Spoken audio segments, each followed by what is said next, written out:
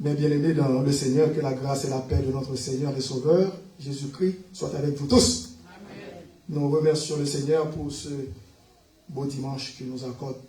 Dimanche après dimanche, nous avons ce grand privilège qu'il nous accorde de venir dans sa sainte présence pour l'adorer. Et maintenant, nous nous apprêtons à écouter le message de la parole de Dieu. Encore, c'est une série de messages sur les signes avant-coureurs du retour de Jésus-Christ. L'Église de Christ et les signes de la fin des temps. Alors, c'est le titre du message depuis dimanche dernier.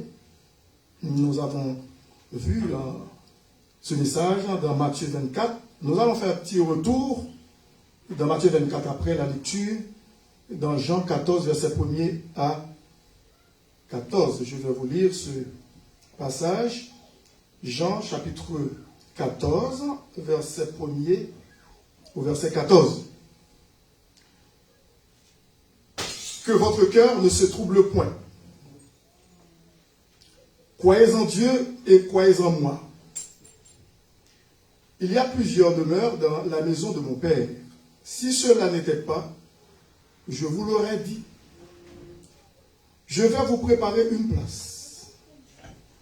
Et lorsque je m'en serai allé et que je vous aurai préparé une place, je reviendrai et je vous prendrai avec moi, afin que là où je suis, vous y soyez aussi. Vous savez où je vais et vous en savez le chemin. Alors c'est jusqu'au verset 4. Amen. Merci, vous pouvez vous asseoir. Que l'Assemblée de Dieu dise Amen. Amen. Disons que ce passage que j'ai choisi est en rapport avec l'enlèvement de l'Église, coïncident avec les événements de la fin. Donc c'est pour cette raison que je tiens bon à continuer encore dans cette même lancée sur ce sujet, ce thème, l'Église de Christ et les signes de la fin des temps. Dans Matthieu chapitre 24, nous avons vu dimanche dernier les signes précurseurs du retour de Jésus-Christ, de l'enlèvement de l'Église. Si nous faisons un petit retour dans Matthieu 24, avant d'entamer notre sujet dans Jean 14, Jésus-Christ lui-même a été interrogé par ses disciples. Les disciples voulaient savoir quel sera le signe de la fin des temps. Quel sera le signe de l'avènement du Seigneur ou de la fin des temps.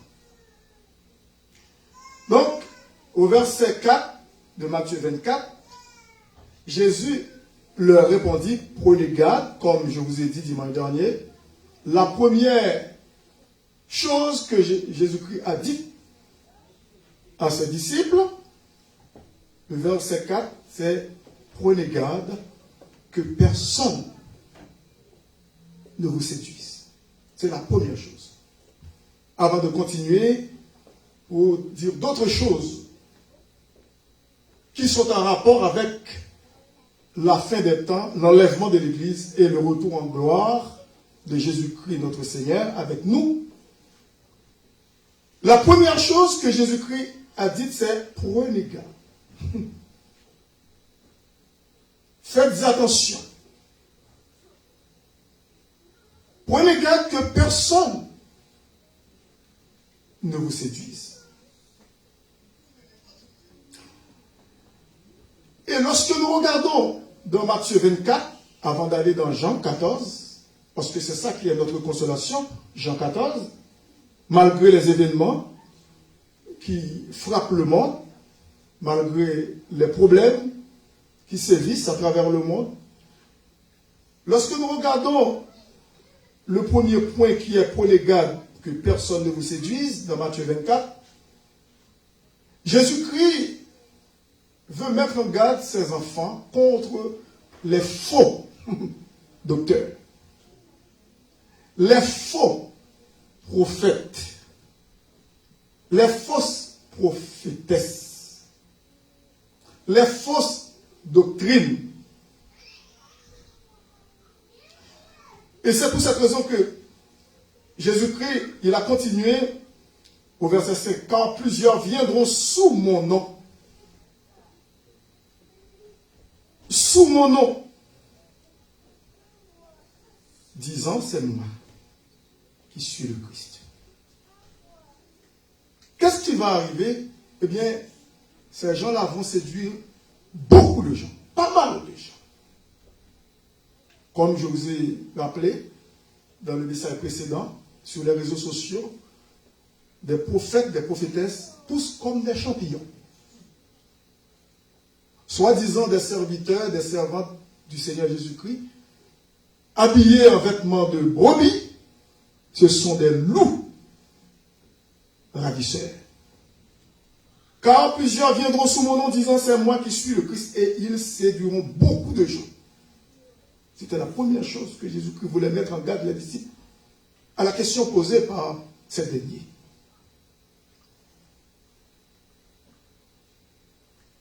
Et nous avons vu aussi le deuxième point, c'est un rappel avant d'entrer d'emblée dans le message qui est notre consolation. C'est l'augmentation du nombre de guerres. Et j'avais dit, ce n'est pas seulement une augmentation du nombre de guerres, mais c'est la multiplication du nombre de guerres. On peut dire, ça fait depuis la nuit des temps. Pasteur Level, depuis qu'il y a toujours des guerres, depuis que le monde est mort. Oui. Mais cependant, il y a une fréquence, il y a, comme on pourrait dire, une sorte de recrudescence, une multiplication. C'est beaucoup plus fréquent maintenant. La guerre, la multiplication des guerres. Et c'est pour cette raison que Jésus-Christ dit au verset 5, au verset 6, dit, vous entendrez parler de guerre et de bruit de guerre. À l'époque de Jésus-Christ, il y avait toujours la guerre. Avant lui, il y avait de la guerre. Mais pourquoi il dit, vous entendrez parler de guerre, ce n'est pas nouveau pour les humains, mais c'est parce qu'il y aura une multiplication de guerres. Mais le fait que nous sommes des humains, oui, nous sommes des enfants de Dieu, mais Jésus-Christ connaît quand même l'homme. C'est pour cette raison qu'il dit, gardez-vous d'être troublés, nous les enfants de Dieu, nous les disciples de Jésus-Christ, gardez-vous d'être troublés. Pourquoi? Eh bien, il dit, car il faut que ces choses arrivent. Ce qui se passe à travers le monde, en Ukraine, en Russie, la Russie qui délibérément a choisi d'envahir son pays voisin, on peut même dire que ce sont des frères. Ce sont des frères et sœurs. Il veut dire, ce sont des Russes, des Ukrainiens sur le même territoire, mais qui ont pris leur indépendance après le démantèlement de l'Union soviétique en 1989. Et lorsque Vladimir Poutine est arrivé au pouvoir, avant, il était un ancien membre du KGB, agent secret russe. Et lorsqu'il est arrivé au pouvoir, il a eu la nostalgie, il ne pouvait pas accepter que ces colonies délaissent l'Union soviétique. Ce n'est pas seulement l'Ukraine, mais il y avait l'Estonie, Lituanie, il y avait aussi Azerbaïdjan, Pologne, les pays baltiques. Mais tous ces pays, la Roumanie et Slave, je crois, tous ces pays-là ont laissé l'Union soviétique. La Bulgarie. Mais l'Ukraine est tellement située proche de la Russie, elle ne veut pas à tout prix que l'OTAN veut dire nous les Occidentaux, qui possédons des bombes atomiques aussi, parce qu'il y a des pays qui possèdent beaucoup de bombes atomiques. La Russie, c'est une championne là-dedans. Et puis, Poutine ne veut pas que les Occidentaux mettent le grappin sur l'Ukraine. Parce que, écoute, son objectif, c'est de récupérer toutes les colonies qui sont sorties sous l'Union soviétique pour redorer le blason, l'image de l'Union soviétique comme à l'époque du temps passé, pour redonner la vigueur de l'Union soviétique. Cela va arriver. C'est sûr que cela va arriver d'après la Bible. La Russie sera une grande, très très très grande puissance. Déjà, elle est déjà une grande puissance. Parce que vous voyez que les autres pays, les États-Unis, le Canada, la France, l'Italie, l'Allemagne, l'Angleterre, le Royaume-Uni ne veulent pas entrer en guerre avec elle parce que, par peur de déclencher une troisième guerre mondiale, ça va être atroce. C'est pour cette raison toutes ces, comment dirais, tergiversations et tergiversations, comme on dit, c'est toutes sortes d'acrobaties, on essaie de donner des sanctions économiques. Mais on ne peut pas toucher l'aile de la Russie. On ne peut pas. Alors Jésus-Christ a dit, vous entendrez parler de guerre et des bruits de guerre. Maintenant, il y a un ami de l'OTAN qui arrive dans la course pour essayer d'apaiser la colère de Poutine, pour qu'il y ait une négociation avec l'Ukraine pour arrêter la guerre. C'est l'Israël. C'est étonnant. Alors que le tour d'Israël va arriver bientôt. Parce que la Russie va se mettre avec pas mal de pays pour attaquer Israël. Ça viendra, on ne sait pas quand, mais ça viendra. Donc, on a vu une recrudescence de la guerre, et aussi, on voit la famine, beaucoup de famine au verset 7, parce que Jésus-Christ a dit ça, une augmentation et même une multiplication de famine. Ce n'est pas seulement des tremblements de terre. Pourtant, la terre a une richesse insoupçonnée pour nourrir tous les habitants de la terre. Mais c'est l'égoïsme de l'homme qui fait que la richesse est confinée entre les mains d'un petit clic, comme on les appelle les oligarques, ces gens, les amis du pouvoir, les amis des présidents, des premiers ministres, des chefs d'État, des familles qui... Ce sont des oligarques. Ils mangent à satiété. Ils ne sont jamais rassasiés au mépris de la population du monde. Ils laissent dans la pauvreté le reste de la population mondiale. Donc, c'est de l'injustice. C'est pour cette raison que Jésus-Christ avait dit à ses disciples, vous aurez toujours des pauvres avec vous à cause du péché de l'homme, de l'égoïsme de l'homme. Le verset 7 dit, une nation s'élèvera contre une autre nation. Contre une nation. C'est ce qui arrive. Et un royaume contre un royaume. Et il y aura en divers lieux des famines et des tremblements de terre. Haïti, par exemple. Haïti n'est pas au bout de ses peines jusqu'à maintenant, on ne sait pas. Qu'est-ce qui va se passer après? Parce qu'il y a toujours des répliques des tremblements de terre. Parce que nous sommes à l'approche de la fin. Le verset 8, Jésus-Christ a dit, tout cela ne sera que le commencement.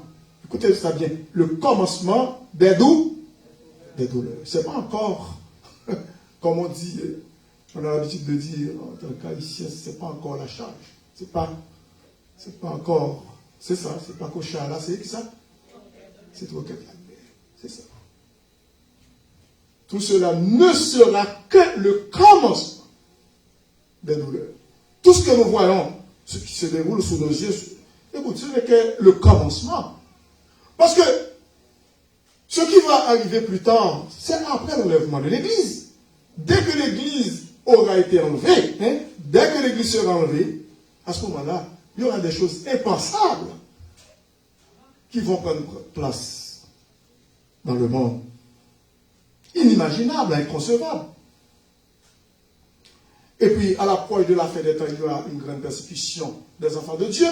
On va commencer à sentir l'effet, la chaleur, comme si c'est un soleil qui commence à se lever à l'horizon. On commence à voir 8, 9 heures du matin, 10 heures, on commence à sentir un petit peu pas chaud, pas trop chaud. Arrivé vers 11h midi, ça commence à brûler. Mais à ce moment-là, on sera déjà parti. Mais on va commencer à éprouver certaines persécutions. Avant l'enlèvement de l'église, quelque chose qui va se dessiner à l'horizon. Et puis, on va être enlevé pour laisser place à l'Antéchrist qui va instaurer son règne de dictature, qui va gouverner le monde, ce dernier dictateur mondial, l'Antichrist. Donc, c'est pour cette raison que Jésus-Christ a un message de consolation pour nous, les enfants de Dieu. Pour nous, les enfants de Dieu. Que votre cœur ne se trouble point. Croyez en Dieu et croyez en moi. C'est vrai que parfois on dit, mais ça vaut la peine que notre cœur se trouble à cause de ce qui se passe dans ce monde. Je comprends bien. On n'est pas des insensés, des insensibles. On le voit, on comprend. Mais cependant, Jésus-Christ veut nous consoler. Il veut nous consoler. Et c'est pour cette raison qu'il y a 4 certitudes. Malgré ces problèmes qui sévissent dans ce monde, nous les enfants de Dieu, nous avons reçu un message comportant 4 certitudes qui fait notre joie, notre consolation.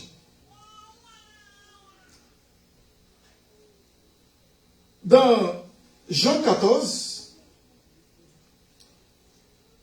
Jésus parle de plusieurs demeures. Plusieurs demeures. Verset 2. Dans la maison de son Père. Plusieurs demeures.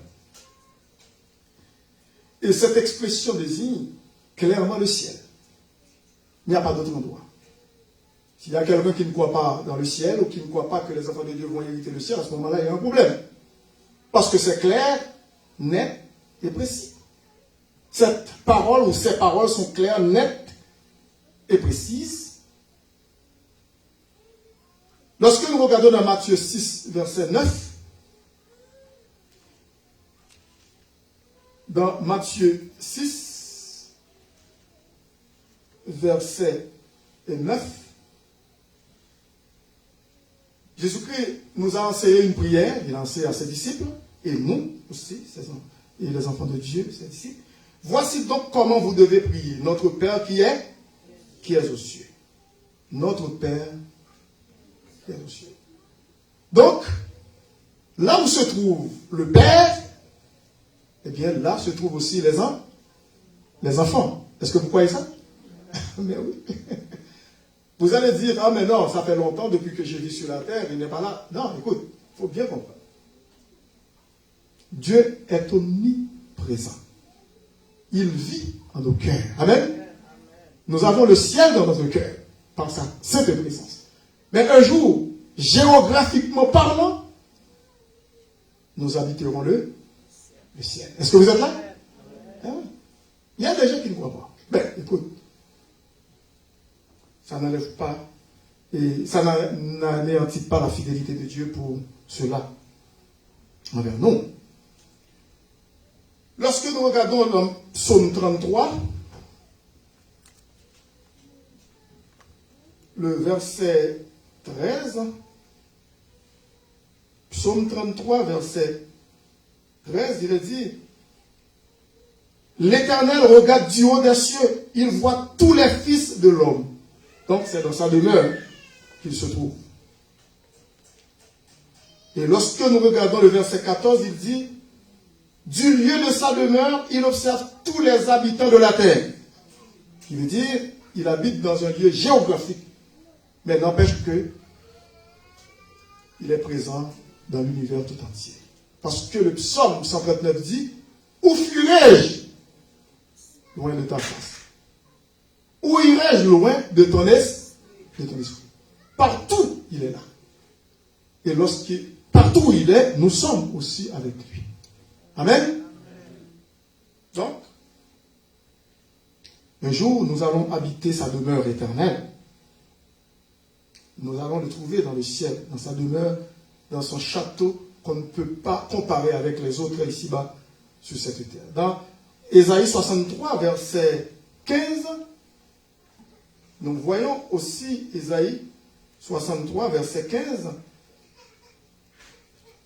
Il est dit, je vais lire verset 63, verset 15. Regarde du ciel et vois de ta demeure sainte et glorieuse. Où sont ton zèle et ta puissance? Le frémissement de tes entrailles et tes compassions ne se font plus sentir envers moi. Alors il parle de la demeure de Dieu. Donc, c'est à cette demeure que l'Église de Jésus-Christ sur la terre maintenant sera transférée. La maison de Dieu qui se trouve aujourd'hui ici-bas sur cette terre. Lorsque nous regardons dans Éphésiens 2, verset 19, l'apôtre Paul, dans Éphésiens chapitre 2, verset 19, il dit aussi, regardez bien, le verset 19. Ainsi donc, vous n'êtes plus des étrangers, ni des gens du dehors, mais vous êtes concitoyens des saints, gens de la maison de Dieu. Il y a un passage qui nous fait comprendre que nous ne sommes pas citoyens d'ici-bas. Oui, nous habitons pour quelques années. Vous pouvez habiter pour 100 ans ici-bas. Mais votre citoyenneté n'est pas ici. Pas ici. Il faut l'accepter parce que c'est réel.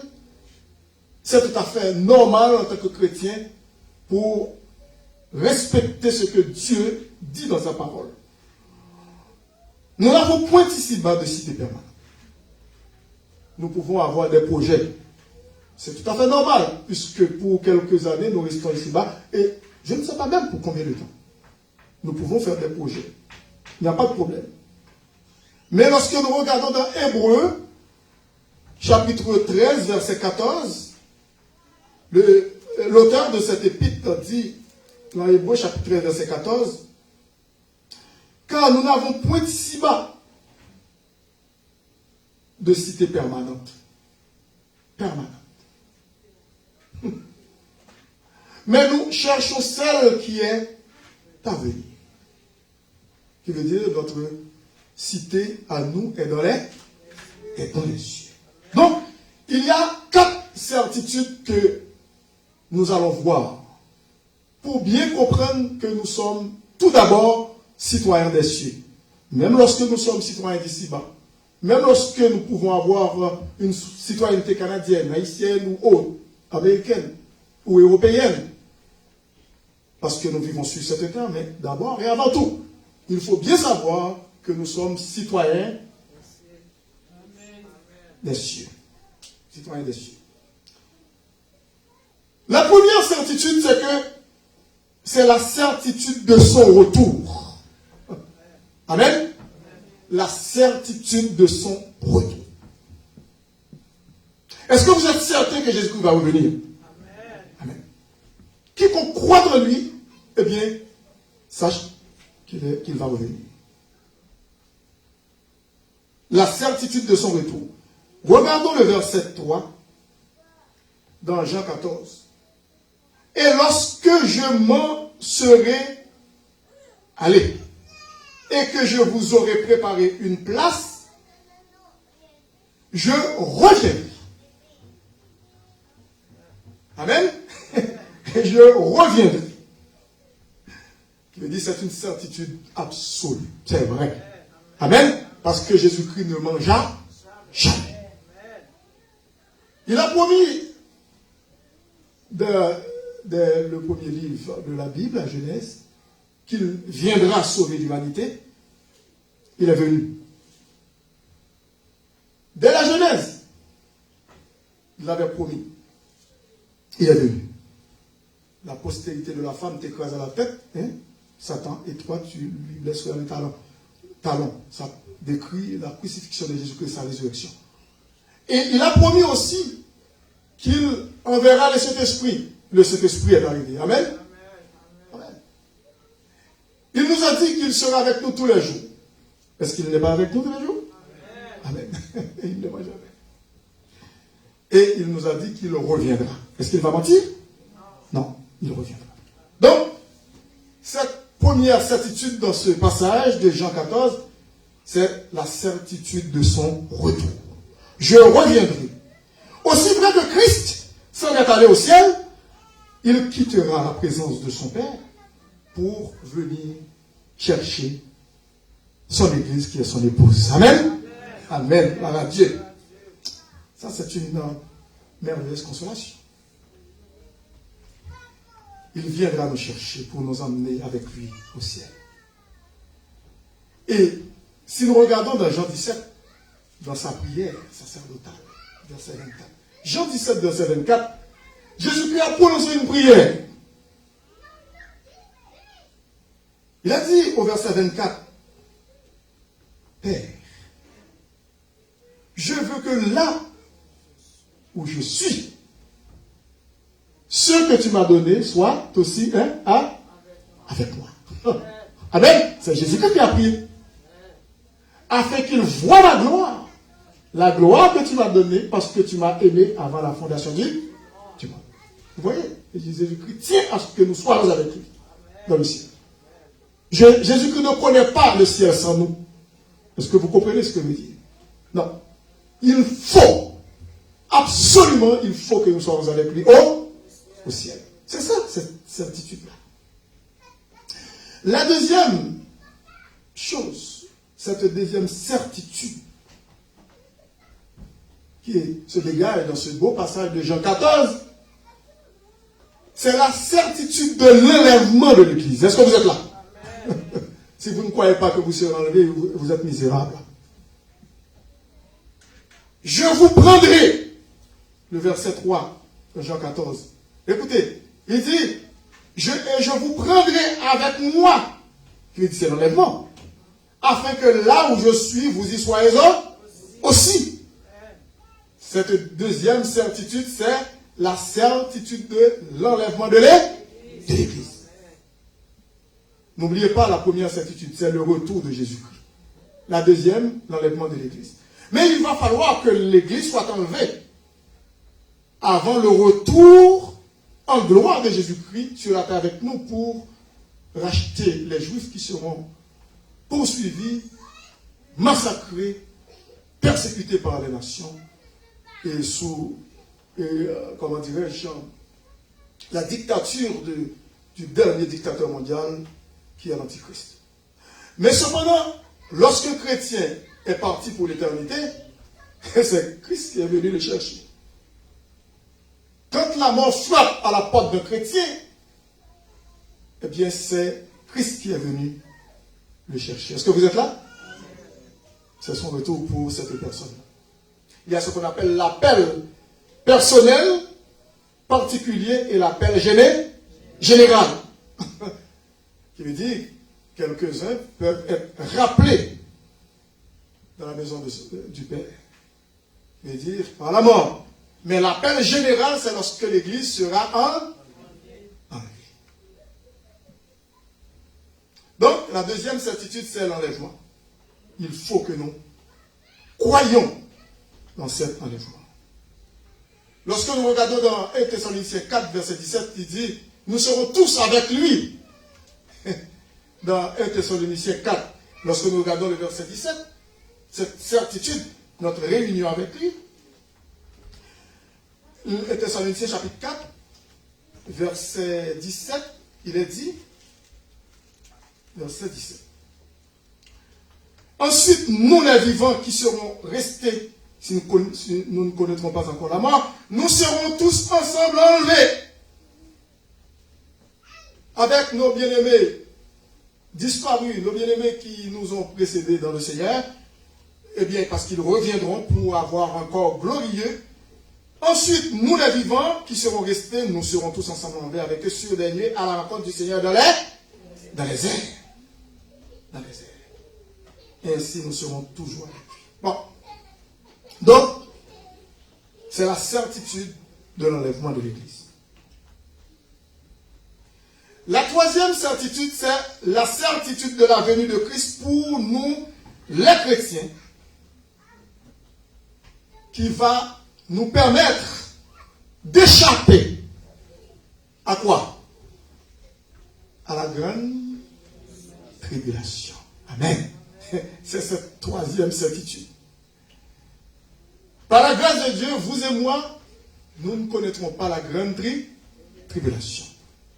La certitude que Jésus-Christ va nous épargner de cette tribulation. Regardez dans Luc 21 et 36, vous allez voir. Et lorsque vous regardez dans 1 Thessaloniciens, vous pouvez lire chez vous Luc 21 et 36. 1 Thessaloniciens, chapitre 1er, verset 10. Ici, l'apôtre Paul dit, le verset 10, dans 1 Thessaloniciens, chapitre 1er, verset 10, il dit, tout d'abord, nous allons commencer par verset 9. Car on raconte à notre sujet quel accès nous avons eu auprès de vous, les chrétiens de Thessalonique. Et comment vous vous êtes convertis à Dieu en abandonnant les idoles pour servir le Dieu vivant et vrai et pour attendre des cieux. Et pour attendre des cieux son Fils qu'il a ressuscité des morts, Jésus qui nous délivre de la colère à venir. La colère signifie la grande tribulation, la colère de Dieu. La colère de Dieu. Lorsque nous regardons dans 1 Thessaloniciens 5 aussi, verset 9, il est dit, dans 1 Thessaloniciens 5, verset 9, il est dit, car Dieu ne nous a pas destinés à la colère, c'est-à-dire car Dieu ne nous a pas destinés à la grande tribulation. Si vous ne voulez pas dire colère, vous dites quoi? Grande tribulation. Pourquoi? Parce que durant cette période, Apocalypse 6, 7, 8, toute cette période 9, 10, 11, continue. C'est la grande tribulation. L'église n'est pas là. Le mot église est cité jusqu'à la fin. Apocalypse chapitre 22. Verset 11. Car Dieu ne nous a pas destinés à la colère, parce que l'église est enlevée. Car Dieu ne nous a pas destinés à la colère, mais à l'acquisition du salut par notre Seigneur Jésus-Christ. Pendant que le dernier dictateur mondial commence à maltraiter les habitants de la terre, parce qu'il va instaurer ce numéro 666, parce que déjà vous êtes habitués avec les puces, les numéros électroniques. C'est au début. Vous n'aurez pas besoin d'argent en monnaie, de toute façon, ne sera pas là. Il n'y aura pas de papier monnaie qui sera en circulation sur la terre, juste avec des numéros et puis des choses comme ça. Le dernier dictateur va contrôler le monde entier. Mais grâce à Dieu, nous ne serons pas là. Alors les gens qui seront sous son contrôle devront avoir une marque sur leur front et sur la main droite pour pouvoir acheter, manger, vendre si vous êtes un commerçant, comme ça. Sinon, vous allez mourir de faim, on va vous traquer, la police va, vous traquer pour vous mettre en prison, on va vous tuer. Si vous n'avez pas Jésus-Christ dans votre vie à ce moment-là, si vous ne connaissez pas encore la mort, ça va être encore pire parce que c'est dans l'enfer que vous allez, si vous ne recevez pas encore Jésus-Christ dans votre cœur. Donc, dans 1 Thessaloniciens 5, verset 9, c'est ce que l'apôtre Paul dit, car Dieu ne nous a pas destinés à la colère, mais à l'acquisition du salut par notre Seigneur Jésus-Christ, à l'acquisition ou à la possession du salut par notre Seigneur Jésus-Christ. Et le verset 10, c'est consolant, parce qu'il a dit, c'est réconfortant, qui est mort pour nous, afin que, soit que nous veillions, soit que nous dormions, nous vivions ensemble avec lui, avec Jésus. Il n'y a pas de danger. Écoute, vous pouvez aller dans votre sommeil, parce que vous l'avez déjà dans votre cœur. Amen. Pas de souci, pas d'inquiétude. La quatrième et dernière certitude que nous voulons voir dans ce passage de Jean 14, c'est la certitude de cette réunion glorieuse et éternelle avec Jésus-Christ, qui est un enseignement réconfortant pour tous les enfants de Dieu. Amen. Amen. Le verset 18 de 1 Thessaloniciens chapitre 4, on peut voir le verset 18 où il est dit, consolez-vous donc les uns les autres par ces paroles. Paroles de l'enlèvement de l'Église, de notre relation, de notre réunion avec notre Seigneur Jésus-Christ et de notre séjour éternel dans la gloire. Amen. Amen. Est-ce que vous n'êtes pas heureux? Vous n'êtes pas content? Amen. Alors que, avant de débuter ce message, d'entrer d'emblée dans le sujet qui nous intéresse dans Jean 14, que je viens de délivrer maintenant, on a vu l'état, la situation actuelle de l'homme, et ça va empirer. Les guerres, les bruits de guerre, famine, l'immoralité, la cruauté, toutes sortes de choses qui vont s'abattre sur l'humanité. Pendant que nous, qui sommes le peuple de Dieu, nous sommes déjà accédés. Alléluia. Nous sommes déjà transférés dans la maison de notre Père Céleste. Amen. Amen. Il dit, nous sommes en sécurité. Et c'est pour cette raison que nous devons dire que, merci Seigneur, parce que même lorsque je suis ici-bas, même lorsque nous sommes encore ici-bas sur cette terre, nous sommes protégés. Pourquoi? Parce que Dieu nous a dit dans Psaume 91, celui qui demeure sous l'abri du Très-Haut repose à l'ombre du Tout-Puissant. Qui veut dire que notre protection est déjà même depuis sur cette terre ici. Amen. Nous avons sujet de nous réjouir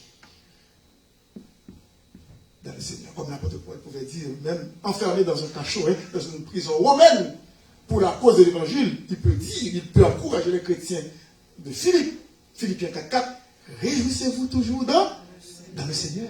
Et je le répète, réjouissez-vous. Réjouissez-vous. Et il continue. Il dit que le Seigneur approche. Et s'il y a quelque chose qui vous tracasse aujourd'hui, les choses de ce monde, les biens qui ne sont pas durables, qui sont passagers, éphémères, transitoires, on va les laisser. Ce n'est pas le temps de se faire du souci. Jésus-Christ a dit, ne vous inquiétez de rien. Mais à toute chose, faites connaître vos besoins en Dieu par des prières et des supplications avec des actions de grâce. Si lui, il a choisi de nous donner la vie éternelle, le salut éternel, qui a beaucoup plus de valeur que toutes ces choses-là. Jésus-Christ pourrait dire, que sert-il à un homme de gagner le monde entier s'il perd son âme? Ces gens qui sont des multimillionnaires, des multimilliardaires, qui ne savent pas où mettre leur argent parce que placer l'argent, c'est tellement, c'est trop. Où vont-ils passer l'éternité s'ils n'ont pas Jésus-Christ dans leur vie? Que sert-il à un homme de gagner l'univers tout entier avec toutes ses richesses s'il perd son âme? Qu'est-ce qu'on peut donner en échange d'une âme? En échange d'une âme, rien. Si ce n'est le sang coulé de Jésus-Christ sur la croix. Est-ce que vous êtes là? Et c'est pour cette raison que j'invite les gens qui ne connaissent pas Jésus-Christ et qui m'écoutent présentement, soit sur les réseaux sociaux, ou si parmi nous il y a certaines personnes qui n'ont pas encore fait la paix avec le Seigneur. C'est le temps de saisir cette belle occasion, ce beau temps qu'il fait. Et lorsque je parle du beau temps, ce n'est pas le temps où le soleil brille, mais qu'il dit cette belle occasion que Dieu nous offre. C'est le temps de l'accepter, d'accepter son Fils Jésus-Christ. Le seul et unique Seigneur et Sauveur de l'univers. Que le Seigneur nous aide à saisir la portée de sa parole. Cette belle parole qui renferme une grande consolation éternelle. Cette certitude ou ces certitudes qui sont dégagées dans ce beau passage. La certitude du retour de Jésus. La certitude de l'enlèvement de l'Église. La certitude de la venue de Christ pour tout un chacun, nous qui sommes enfants de Dieu. Et la certitude de notre réunion dans le ciel avec lui pour l'éternité. Parce que nous n'avons point ici-bas de cité permanente, mais nous cherchons celle qui est à venir, à savoir notre château qui est dans le ciel. Parce que notre bourgeoisie n'est pas ici-bas, mais c'est dans les cieux. Que le Seigneur te bénisse. Je vais prier pour les gens qui qui désirent ou qui n'ont pas encore Jésus-Christ dans leur cœur, qui vont réciter après moi cette prière. Père Saint, je reconnais que je suis pécheur. Depuis longtemps, je m'égarais dans le sentier de la perdition. Et je marchais dans le péché. Et j'ai appris dans ta parole que tu as envoyé ton Fils unique Jésus mourir pour moi à ma place. Sur le bois infâme de la croix, il a versé son sang précieux pour payer la dette de mes péchés, pour me donner la vie éternelle. Seigneur Jésus, je te demande pardon pour mes péchés. Je te reçois dans mon cœur aujourd'hui comme mon sauveur et Seigneur personnel. Entre dans ma vie, fais de moi un enfant de Dieu par ton Saint-Esprit pour l'éternité afin que je sois avec tous les saints dans la félicité éternelle. Merci Père Saint. Amen. Cette prière que vous venez de faire avec moi, sachez que si vous la faites avec un esprit ou avec un cœur sincère, sachez que vous avez déjà le salut éternel, vous êtes enfant de Dieu. Un jour vous serez avec nous dans le ciel. Pour bon nom, pour terminer, Père Saint, nous te remercions pour ce bon moment passé dans ta sainte présence. Merci pour l'école du dimanche qui a eu lieu. Pour, Père Saint, ce temps de louange, le temps que nous avons pris ensemble pour participer dans ta sainte table, la sainte scène. Et merci pour les offrandes qui ont été recueillies pour l'avancement de ton royaume. Et merci, Père Saint, pour le message de ta parole. Nous te prions de nous aider à mettre en pratique cette parole afin que nous puissions vivre une vie de victoire pour ta gloire sur le péché, sur toutes ses formes, sur le diable, sur le monde et sur la chair. Bénis le reste de la journée pour nous et la semaine. Nous te prions ici avec le pardon de nos péchés, de nos péchés de ton Fils Jésus, lui qui vit et qui règne au siècle des siècles. Amen. C'est votre serviteur, pasteur Jean Levelter Jeune, qui vous dit merci beaucoup d'avoir été des nôtres. Que le Seigneur vous bénisse et à la prochaine. Bonne semaine.